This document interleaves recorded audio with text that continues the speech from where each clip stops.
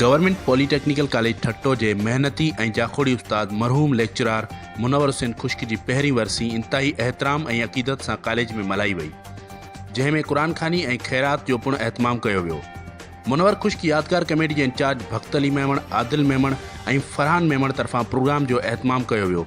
उन मौके ते मरहूम के ख़राज अक़ीदत पेश कंदे कॉलेज में ई लाइब्रेरी के सर मुनवर खुश्क के नाले से मनसूब कंदे उनजो इफ्तिदा कयो वियो। प्रिंसिपल वसीम कादिर मेमण, प्रोफेसर नसीर जसकाणी ऐं ॿियनि उस्तादनि लाइब्रेरी के इफ्तिदाई मौके ते साईं मरहूम मुनवर खुश्क जी टेक्निकल कॉलेज लाइ कयल ख़िदमतुनि खे सारायो ऐं खेसि भेटा पेश कई। GPI ठट्टा के प्रिंसिपल साईं वसीम कादिर ऐं आदिल करीम जी कोशिशनि सां ही इलेक्ट्रॉनिक जी लैब जेका आहे साईं मरहूम मुनवर खुश्क के नाले सां क़ाइमु कई वई आहे। साईं जूं सर्विसिस जेके आहिनि GPI ठट्टे लाइ तमामु बहितरीनु रहियूं। कजे इदारे सां त साईं जी तमामु घणी बेहद मोहब्बत हूंदी हुई।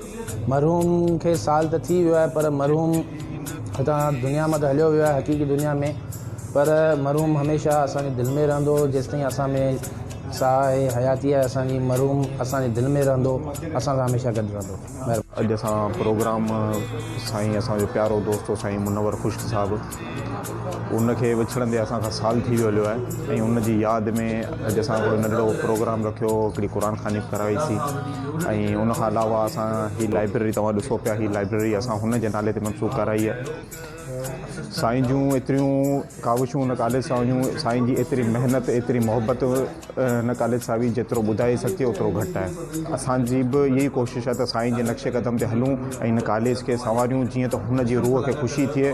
जंहिं जे लाइ आउं ॻाल्हाए रहियो आहियां उनखे त उहो नालो ई अहिड़ो आहे जंहिंखे विसारे कॾहिं नथो सघिजे।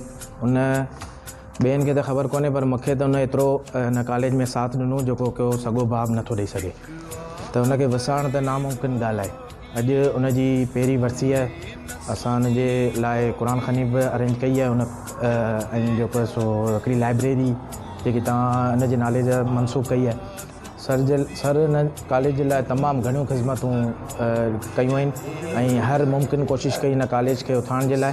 तॾहिं मुनवर खुश्क जो विछोड़ो मुंहिंजे लाइ तमामु घणो ॾुख जो सबबु हो, हिन जे करे त हू मुंहिंजे लाइ वॾे भाउ जहिड़ो हो, मोहसिन हो, ऐं हुनजी ओचिती जुदाई दिलि बर्दाश्त करे छॾियो। ऐं केतिरो अरसो जेको आहे हुनजे विछोड़े जो जेको ग़म हो उहो मूंखे अफ़सरदा करे वेठल हो। न ॾिनो हिन कॉलेज में अञा साईं जी ज़रूरत हुई।